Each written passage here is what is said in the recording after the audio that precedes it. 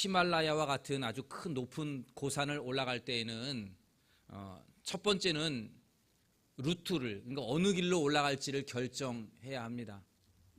길이 여러 개가 있기 때문에 어느 길로 우리가 올라갈지를 결정합니다. 두 번째 하는 일은 그 길을 올라감에 있어서 어디에다가 베이스 캠프를 차리느냐, 이 지점을 설치하는 것, 이것이 중요합니다. 높은 산은 단 하루에 올라갔다 내려올 수 없기 때문에 1단계 올라가서 베이스 캠프를 치고 거기에 묵고 2단계 올라가서 또 쉬고 그렇게 해서 올라가는 겁니다. 그래서 마지막에 정상에 다다르게 되죠. 베이스 캠프라고 하는 것은 올라가다가 지치기 때문에 영양을 보충하고 또 충분히 휴식을 취하는 장소가 됩니다. 그래서 그 다음 날에 원기를 회복하여서 좋은 컨디션으로 다시 등반하도록 그렇게 만들어진 곳이 베이스 캠프입니다. 제가 사진 몇 가지를 가져왔는데 한번 베이스 캠프의 사진들을 좀 화면으로 보여주시기를 바랍니다. 저 높은 산에 지금 중간에 저렇게 텐트를 치고 하루를 묵는 장면이죠. 또 다른 사진을 보여주시면 밤에도 저렇게 지금 산 속에서 저렇게 묵고 있습니다. 하나 더 보여주십시오. 심지어는 저렇게 K2 올라가다가 지금 눈을 파서 저기다가 하루를 묵으면서 지금 아침에 일어나서 이제 올라갈 산을 바라보면서 지금 마음을 정리하는 그러한 사진이 되겠습니다. 이렇게 베이스 캠프는 꼭 등반할 때 필요한 것입니다. 근데 오늘날 하나님께서 여러분들에게 주신 가정도 일종의 베이스 캠프와 같습니다. 인생을 높은 산으로 올라가는 등반으로 비유할 수도 있고요. 넓은 바다를 항해하는 항해로도 비유할 수 있습니다. 중요한 것은 인생은 나그네 인생입니다. 다시 말해서 나그네라는 말의 의미는 많은 고된 환난이 있다는 뜻입니다. 이 나그네 인생에서 지친 심신을 쉬게 하고 새로운 힘을 얻게 하는 곳으로 하나님께서 우리에게 두 가지를 주셨는데 하나가 교회이고 또 다른 하나가 바로 가정입니다. 그러므로 인간은 모두 가정이 필요합니다. 산악인들에게 베이스 캠프가 있어야 하듯 우리 모두도 인생을 살아가면서 꼭 필요한 것이 있다 그러면 바로 가정입니다. 그런데 문제는 이 가정이 우리에게 쉼을 제공해 주지 못한다는 데 있습니다. 지친 하루의 일과를 쉬면서 가정에서 달콤한 휴식을 취해야 되는데 가정이 그렇지 못하고 오히려 더 피곤한 곳이 되는 것, 이것이 오늘날 우리들의 문제입니다. 이것은 남편이나 아내나 자녀들이나 다 같은 것 같아요. 그러다 보니까 남편이 퇴근을 해도 집에 안 들어갑니다. 2차 가자 그러고 3차 가자 그러고 막 4차 5차 집을 안 들어가려고 그럽니다. 가정 가면 피곤하니까. 아내도 마찬가지예요. 그냥 TV만 보고 있어요. 요즘은 트로트가 워낙 열풍이잖아요, 그죠? 그래서 뭐 영탁이네, 무슨 임영웅이네, 이찬원이네 이러면서 사람들이 그 젊은 트로트 가수에 환호합니다. 그러다가 자기 남편을 쳐다보면 어떻게 해요? 가슴이 답답하죠. 아내들의 심정이지 않습니까? 자녀들은 어떻습니까? 학교에서는 친구들하고 잘 놀아요. 집에만 들어오면 얼굴이 굳어집니다. 그리고 문을 닫고 방에 들어가서 뭐 하는지 노크 안 한다고 막 뭐라 그러죠. 이런 자녀들이 됩니다. 가족들이 저녁에 모여서 뭐 하느냐? 다 스마트폰 하고 있어요. 여러분 어떻습니까? 저희만 그래요? 여러분들 가정은 안 그렇습니까? 온갖 스마트폰하고 TV 보고 있고 대화하지 않습니다. 그러니까 가정이 베이스 캠프처럼 우리에게 쉼을 주고 재충전의 시간이 되는 게 아니라 오히려 이 가정이 또 다른 스트레스의 공간이 되는 거죠. 오늘 본문 15절에 보면 이렇게 되어 있습니다. 고난받는 자는 다 그날이 험악하나 마음이 즐거운 자는 항상 잔치하느니라.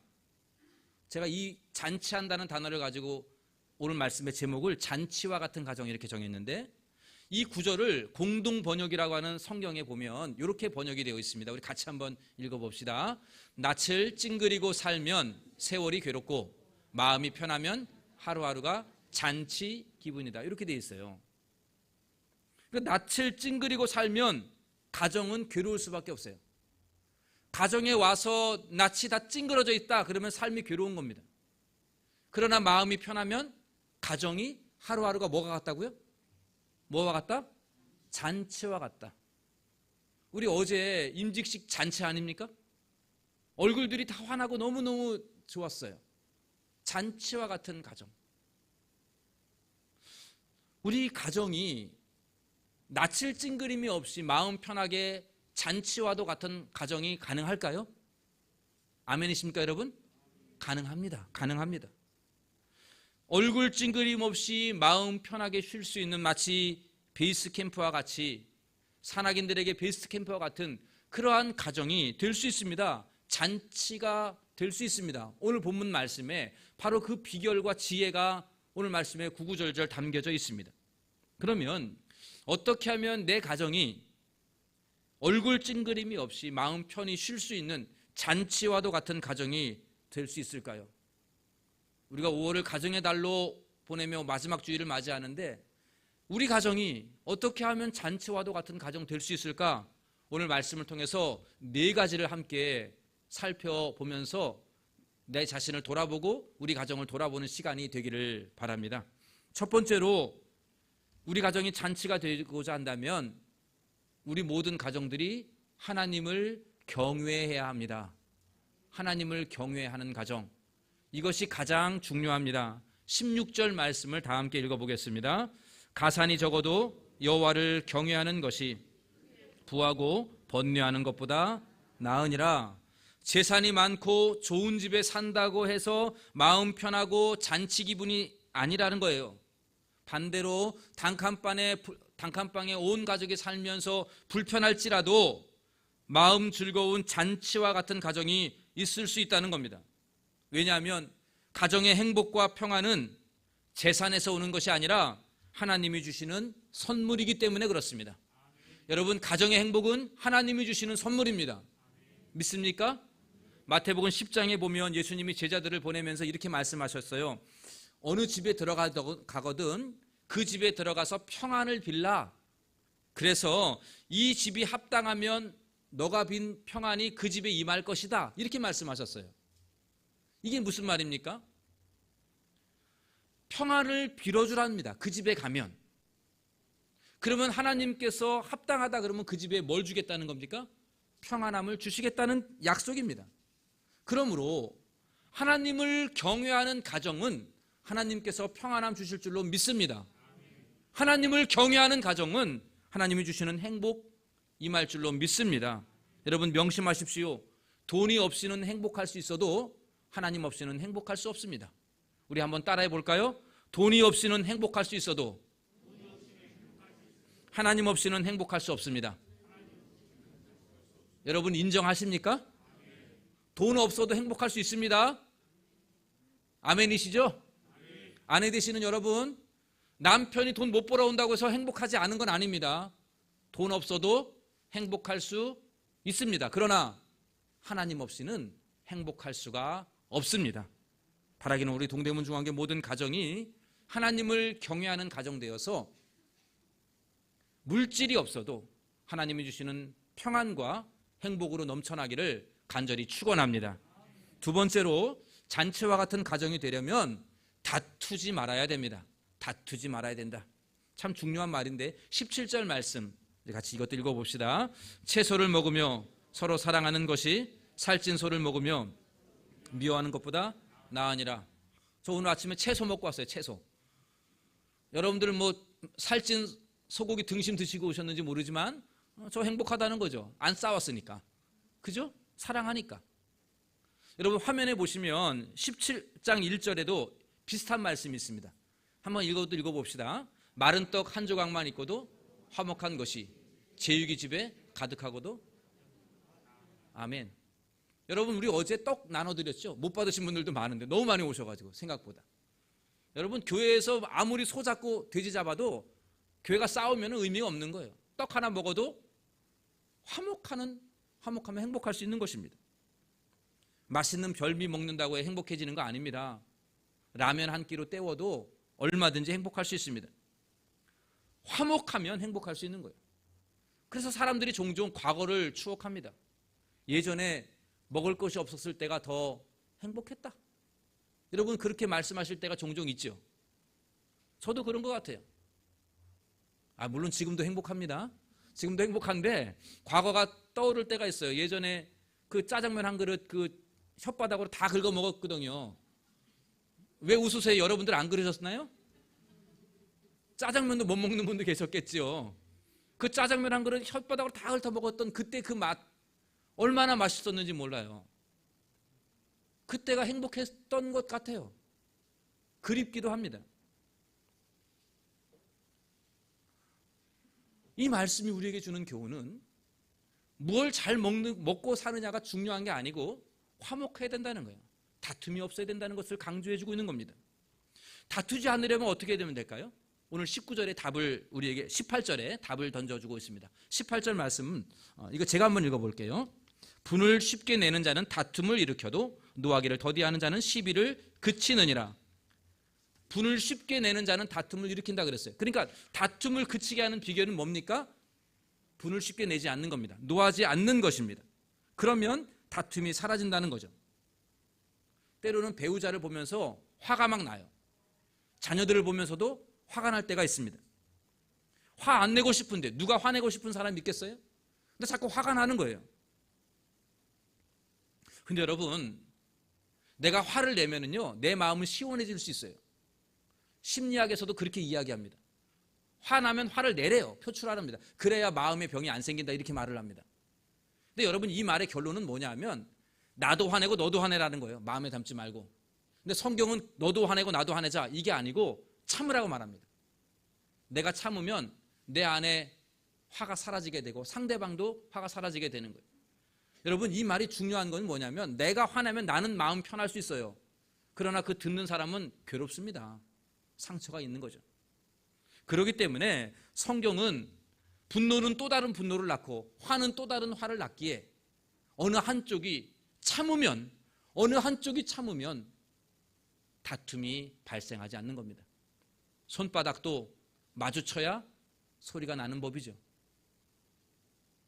어느 한쪽이 참으면 다툼이 일어나지 않습니다. 여러분들의 가정에 다툼을 일으키지 않는 가장 핵심, 분을 쉽게 내지 않은 겁니다. 참는 거예요. 누가 참아야 될까요? 누가 참아야 돼요? 제가가 아니고 내가 먼저 참아야 돼요. 좀 더 성숙한 사람이 참는 거예요. 교회에서도 성숙한 사람이 용서하는 겁니다. 집안에서도 성숙한 사람이 참아내는 거예요. 참는 자가 지는 게 아닙니다. 용서하는 사람이 항복한 게 아니에요. 그것이 더 성숙한 사람입니다. 우리 교회가 이렇게 내가 먼저 참아내는, 분을 참아내서 다툼을 그치게 하는 우리 모두가 되기를 간절히 원합니다. 우리 잠언 또 한 구절 더 봅시다. 15장 1절 말씀, 우리 이 말씀도 같이 한번 읽어보도록 합니다. 유순한 대답은 분노를 쉬게 하여도 격동하느니라. 유순한 대답, 과격한 말을 비유하고 있죠. 여러분 목소리 높이고 과격한 말 참아내고 유순한 말로 목소리 낮추고 대화하시기 바랍니다. 한쪽이 참아야 한다면 기꺼이 여러분들이 참기를 바랍니다. 아멘이십니까? 누가 참아야 한다면 내가 참고 내가 유순한 말로 대하고 내가 꾹 눌러 참아내면 분노가 그치게 되고 하나님께서 여러분들의 마음도 치료해 줄 줄로 믿습니다. 성령 하나님께서 우리 모두에게 오래 참음의 열매, 절제 열매를 주시어서 서로 분을 참아내고 유순한 말로 분노를 치유하여서 여러분들의 가정에 어떠한 음식을 먹더라도 늘 화목한 가정, 잔치와 같은 가정 되시기를 간절히 소원합니다. 세 번째로 잔치와 같은 가정이 되려면 서로 존중해 주시기를 바랍니다. 서로 존중해 줘야 합니다. 20절 말씀도 함께 읽어봅시다. 지혜로운 아들은 아비를 즐겁게 하여도 미련한 자는 어미를 업신여기느니라. 이건 자녀들이 부모 업신여기지 말라 이 말씀인데 좀 더 확대하면 부모도 자녀들을 업신여겨서는 안 됩니다. 부모라고 함부로 자녀들 대해서도 안 되죠. 더 확대하면 부부 간에서도 또 형제 간에서도 서로에게 합당한 존중과 예의는 갖춰야 된다, 이 뜻입니다. 60, 70대 이 부부들을 잘 보면 공통점이 있어요. 아내가 남편을 막 구박하고요, 남편은 꼼짝도 못합니다. 이게 공통점이에요. 근데 젊을 때는 반대였대요. 남편들이 막 소리 지르고 힘이 있으니까 막 그랬고, 아내들은 가만히 눌려 있었고 자녀들도 눌려 있었답니다. 근데 세월이 지나니까 남편이 약해졌어요. 그러니까 이제는 역전이 된 거예요. 아내의 반격이 시작이 되는 겁니다. 여러분, 이게 옳다는 게 아닙니다. 젊은 시절, 남편이 좀 힘이 있었던 시절에 아내를 존중해주고 자녀들을 존중해 주었다면, 어린아이들이라고 함부로 대하지 아니하고 존중해 주었다면, 나이가 들어도 아내와 자녀들이 아빠와 남편을 존중해 주지 않겠습니까? 심은 대로 거둔다는 것이 성경의 진리인데, 우리 모두가 서로 부부 간에, 부모와 자녀들 간에, 형제들 간에 서로 존중해주고 높여주고 예의를 갖추는 우리 가정들이 되시기를 간절히 원합니다. 업신여기지 맙시다. 배우자를 업신여기지 말고, 자녀들을 업신여기지 말고, 늙으신 부모를 업신여기지 말고 존중해주고 높여주고 사랑해주고 경청해주고, 이러한 예의를 갖추는 가정이 되어서 우리 동대문정의 가정들이 다 잔치와도 같은 복된 가정 되시기를 간절히 원합니다. 마지막으로 하나 더 살펴봅시다. 잔치와도 같은 가정 되기를 원한다면 의논을 많이 하시기를 바랍니다. 뭘 많이 하라 그랬습니까? 의논을 많이 하라. 오늘 본문 22절에도 그렇게 말씀하고 있습니다. 이것도 역시 같이 읽어봅시다. 의논이 없으면 무너지고 지략이 많으면 경영이 성립하느니라. 여러분, 참으로 이상적인 부부는 대화를 많이 하고 의논하는 부부예요. 참으로 이상적인 자녀는 부모에게 앞길에 대하여 고민을 털어놓고 어떻게 하면 좋겠습니까? 라고 물어보는 자녀들이에요. 부모들도 역시 마찬가지죠. 부모들도 자녀들의 말에 경청해주고, 그래, 그래서 너가 힘들었구나, 내가 너를 응원한다, 이렇게 서로 대화하는 가정, 참으로 이상적인 가정이에요. 반대로 이미 결정 다 해놓고 통보하니까 다툼이 생기는 거예요. 그래서 종종 우리 남자들끼리 이런 얘기해요. 여자분들 잘 한번 들어보세요. 남자들 뭐라 그러냐면, 아내와 상의해서 계속 잔소리 듣느니 한 번 일 저지르고 한 번 욕먹고 말자, 이렇게 한다고요. 남편들의 얘기들이에요 지금.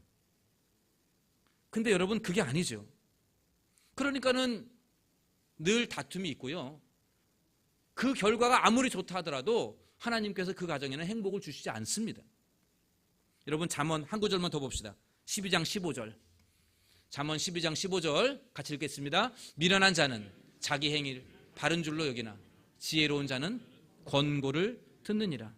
명심하십시오 여러분. 미련한 자는 자기 행위가 바른 줄 안다는 거예요. 내 생각이 항상 옳은 것은 아닙니다. 아내와 상의하시고 남편과 상의하시고 자녀들과 부모들이 서로 권고하고 서로 상의하는 그러한 가정이 되시기를 바랍니다. 여러분, 가정이 한 뜻이 아니라면 그 계획들은 보류하심이 마땅합니다. 왜 그러냐면, 하나님의 뜻이라면, 하나님께서 여러분들의 가정에 호주시라면 그 많아봐야 4명, 5명 밖에 되지 않는 그 가족의 뜻이 하나가 되지 않겠습니까? 그러니까 어떤 의견이 가정들이 반대하고 누가 하나 반대한다 그러면 그건 잠시 보류해 두세요. 급하지 않습니다. 보류하셔서 함께 기도하면서 하나님의 뜻을 구하고 함께 한번 기도해 보시면서 늘 일치될 수 있도록 그렇게 가정을 꾸려가시기를 바랍니다. 아내가 모른다고, 내가 제일 잘한다고, 내가 나이가 제일 많다고, 여기는 내가 전문가라고, 너는 나만 따라와라, 이게 아니라 우리 모두가 함께 일치될 수 있도록 깊이 의논하고 하나가 되기에 힘쓰시기를 바랍니다. 여러분, 우리 교회 당회도 그래요. 지금 장로님들이 오늘 이렇게 어제 통해서 이제 4분이 되셨는데, 그전에는 2분, 또 그전에도 3분 이렇게 계셨어요. 얼마 되지 않잖아요. 그래서 제가 항상 당회를 하면서 원칙으로 세운 것은 일치입니다. 일치. 왜냐하면 이렇게 어느 교회들 이렇게 주로 보면 당회원들끼리 의견이 다르잖아요. 그러면 막 이야기하다가 결론적으로 뭐 합니까? 다수결해, 다수결합니다. 그럼 3대 1, 뭐 3대 2 이렇게 나와서 결정합니다. 근데 이게 후유증이 많아요. 교인들이 아유 왜 교회에서 당회에서 그렇게 결정하셨나요? 그러면은 장로님들 뭐라 그러냐면 몰라요. 나는 반대했어요. 이렇게 나오시더라고요. 그런 교회들이 많이 봤어요. 그래서 저희는 아예 교회 제가 와가지고는 다수결 한 번도 안 했어요. 물론 장로님들이 의견이 다르죠. 그냥 열심히 토론하시고 막 의견 얘기해서요. 하나가 안 되면 보류예요. 보류. 결정 안 합니다. 아무리 급해도 결정 안 해요. 교회 외벽하고 교회 이렇게 하는 많은 이 결정하는 이 모든 것들 할 때에 어느 장로님 한 분이 반대하면 결정 못 합니다. 넘어갔어요. 그럼 장로님들이 뭐 하시느냐? 기도하셔요. 기도. 다 장로님들이 가서 기도하신다고요.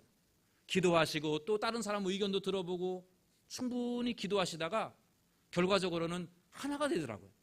하나님이 그렇게 하나로 만들어 주시더라고요. 하나님이 역사하시는 교회 아닌가요, 그게? 다수결을 왜 합니까? 장로님들이 뭐 10명이나 돼야 뭐 다수결을 하지. 5명밖에 안 되는 당회가 무슨 다수결이 필요 있겠어요? 저는 앞으로 우리 교회가 당회가 다수결 안 하는 당회 되었으면 좋겠습니다. 아멘이시죠?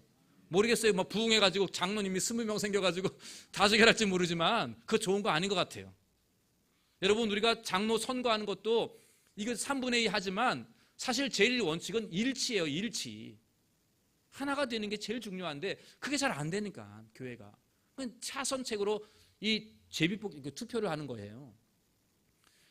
가정이 무슨 10명이 됩니까? 20명이 됩니까? 하나가 돼야 돼요. 우리 남편 되시는 분들 마음에 계획했던 거 일 저지르고 통보하지 마시고 충분히 의논하시기 바랍니다. 아멘들 안 하시면 뭔가 꿍꿍이게 있는 거예요. 아내하고 충분히 상의하고 자녀들하고도 허락을 받고 그렇게 일을 하셔야죠. 아내 되시는 분들도 마찬가지입니다. 함부로 명품 사지 말고 상의하세요. 상의하셔서 나 이거 사도 돼? 라고 물어보세요. 일치되시기를 바랍니다. 한번 일 저질러 먹고 욕 먹지 뭐. 이게 아니고 서로 일치해 나가면서 서로 의논 많이 하는 우리 동대문 중앙교회 가정들 되시기를 간절히 바랍니다. 그리하면 오늘 말씀에서 경영하는 것이 성립된다라고 말씀합니다. 하나님께서 뜻하신 바를 이루어 주신다 이 뜻입니다. 우리 교회 모든 가정들이 부부간에 깊이 상의하고 부모와 자식들 간에 깊이 상의 많이 하셔서 하나가 되시는 하나님의 놀라우신 역사 아래 여러분들의 가정이 계획하고 꿈꾸는 것들이 주의 뜻 가운데 이루어지기를 간절히 축원합니다. 말씀을 정리하겠습니다. 나그네와 같은 인생, 힘들고 고단한 인생 속에서 하나님이 우리에게 주신 것이 베이스 캠프와 같이 주신 것이 가정이라 그랬습니다. 가정은 혹이 아닙니다. 가정은 불편한 곳이 아닙니다. 가정은 천국과도 같은 곳입니다. 하나님이 주시는 쉼터입니다. 안식처입니다. 작은 천국입니다. 그러기 위해서는 먼저 가정이 하나님을 경외해야 하겠습니다. 왜냐하면 행복을 주시는 분은 하나님, 평안을 주시는 분은 하나님이시기에 우리 온 가족 식구들이 함께 하나님을 경외하는 가정 되기를 간절히 원합니다. 두 번째는 다투지 말라 그랬습니다. 어느 한쪽만 참으면 다툼이 일어나지 않습니다. 내가 참고 내가 유순한 말로 대하는 우리 가정들이 되셔서 우리 모든 가정들은 늘 마른 떡 한 조각 먹어도 화목한 복된 가정 되시기를 간절히 원합니다. 세 번째는 서로 존중해 주라 그랬습니다. 남편은 아내를, 아내는 남편을, 부모는 자식을, 자식은 부모를 존중해 주는 가정 되시기를 원합니다. 마지막으로 의논을 많이 하라 그랬습니다. 존중하는 마음으로 서로의 생각을 나누고 권고를 귀담아 듣는 그러한 가정들이 되셔서 하나님께서 여러분들의 경영하는 모든 것들을 반드시 세워주는 축복이 있게 되기를 원합니다. 바라기는 이 가정의 달을 보내면서 오늘 잠언에서 교훈한 이 4가지의 신령한 교훈을 꼭 실천하셔서 우리 동대문 중앙교회 모든 가정은 평안하고 얼굴에 기쁨이 넘치는 잔치와도 같은 가정 되시기를 예수님의 이름으로 간절히 축원합니다. 기도하겠습니다. 우리 시간 함께 주신 말씀 생각하며 함께 기도하기를 원하는데, 먼저 여러분들 말씀 4가지를 바라보면서 내가 부족했던 것이 무엇인지를 깨달았을 건데 반성하고 회개하시기를 바랍니다. 참지 못하고 과격한 말로 가족에게 상처를 주었던 것이 있다면 회개합니다. 용서하여 주시고 저들의 마음을 싸매어 달라고, 또한 가족을 업신여기고 의논 없이 내 마음대로 결정했던 이 미련함을 회개하시기를 바랍니다. 의논하지 않는 자들, 다른 사람의 권고를 듣지 않으려고 하는 자들은 미련한 자라고 말합니다. 내가 이렇게 했던 것을 회개하시기를 바랍니다. 우리 가정이 하나님만을 온전히 경외하며 하나님이 주시는 평안함과 행복으로 잔치와도 같은 가정 되게 하여 주옵소서. 우리 함께 주신 말씀 생각하며 기도하며 나아갑시다. 사랑과 은혜가 많으신 하나님 아버지, 감사합니다. 오늘 말씀을 통해서 우리에게 귀한 교훈을 주시고 가정의 달을 맞이하여 우리의 가정이 어떻게 하면 모든 미소가 넘치며 행복이 가득하며 잔치와 같은 가정 될 수 있을지를 주신 지혜를 주심에 감사를 드립니다. 잠언의 말씀을 통하여서 내 자신을 돌아보며 내가 가정에서 어떠한 역할을 해왔는지를 돌아보게 하시고 주님, 회개하면서 반성하면서 잠언의 말씀을 실천할 수 있는 그러한 믿음의 결단들이 있게 하여 주옵소서. 저희들의 과격한 말과 또한 분노로 말미암아 가족에게 마음에 깊은 상처를 안겨다주고 힘들게 하였는데 하나님 용서하여 주시고 우리 가족들 마음속에 상한 마음이 있다면 치료하여 주시기를 원합니다. 상처 입은 마음들이 하나님 주님의 놀라운 사랑으로 따뜻하게 해결되게 하여 주시옵소서. 주여, 의논 없이 내 생각이 옳다 주장하는 미련했던 저희들의 마음, 다른 사람의 말을 경청하려고 하지 않았고 가족의 말을 권고를 듣지 않으려고 했더니 완악하고 미련한 마음을 깨뜨려 주시옵고 귀담아 들을 수 있는 용기가 있게 하시고 서로 의논할 수 있는 마음들 허락하여 주시옵소서. 아버지 하나님, 우리 모든 가정들이 잔치와도 같은 가정, 하나님이 주시는 기쁨과 행복으로 충만한 가정 되게 하여 주시옵소서.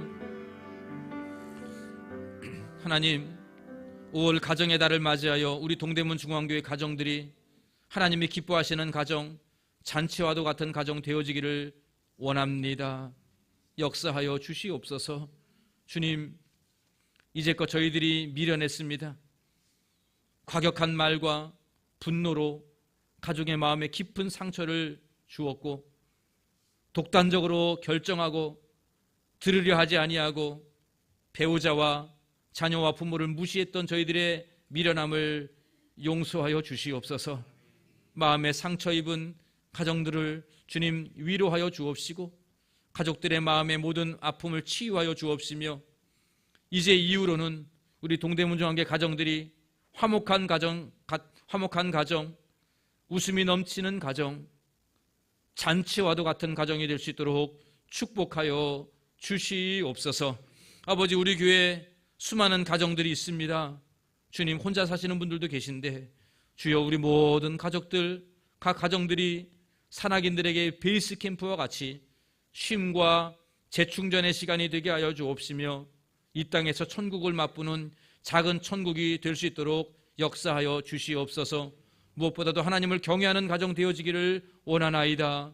배우자가 주께로 돌아오게 하시고 자녀들이 하나님 앞으로 돌아오는 놀라운 구원의 역사 있게 하여 주옵시며 부모들이 주님을 믿는 놀라운 구원 이루어 주시어서 우리 모든 동대문 중앙교회 가정들은 모두가 다 하나님을 경외하여 하나님이 주시는 행복과 평안함을 누리는 복된 가정 되게 하여 주시옵소서. 이 모든 말씀 우리 주 예수님의 이름으로 기도하옵나이다.